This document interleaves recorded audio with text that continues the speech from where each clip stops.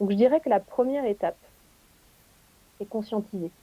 Déjà, regarder les choses avec clairvoyance et de se dire, OK, comment est-ce que je vis les moments où peut-être il n'est pas là, il part en déplacement, ou peut-être elle s'en va, elle sort avec ses amis. Qu'est-ce que ça vient toucher chez moi? À quoi ça fait écho à l'intérieur de moi? Qu'est-ce que je me raconte? C'est quoi mon système de croyance, mon système de pensée à propos de ces moments où là, où je suis seule? Est-ce que je sais être seule? Est-ce que la solitude, c'est quelque chose qui me fait du bien, qui me nourrit?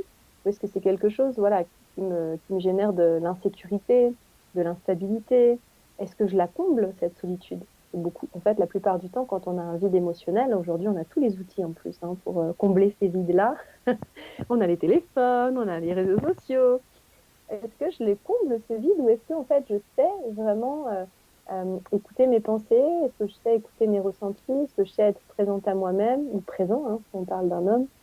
Euh, Ça, je pense que c'est le premier pas déjà. Et le deuxième pas, forcément, une fois conscientisé, ce sera de se faire accompagner, d'accepter que c'est quelque chose qui est. Je pense que c'est pas impossible, hein, mais je pense que c'est quelque chose qui est vraiment difficile à surmonter seul. Hmm.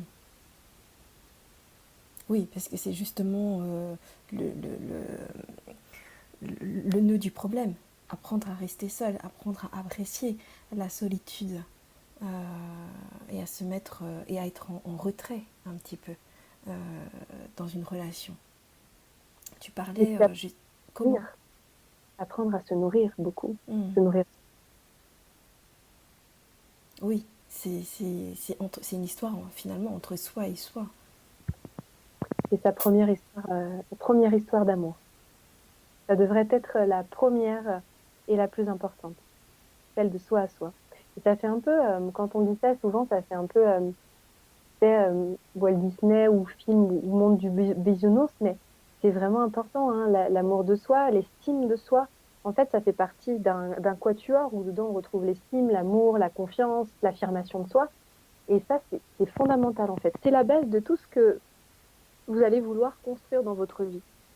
Sans estime de vous-même, c'est-à-dire sans reconnaître en fait la valeur que vous avez, ce ne sera pas possible de mettre en place des projets, de vous expanser, de vous élever, ou même de rencontrer quelqu'un qui vibre comme vous.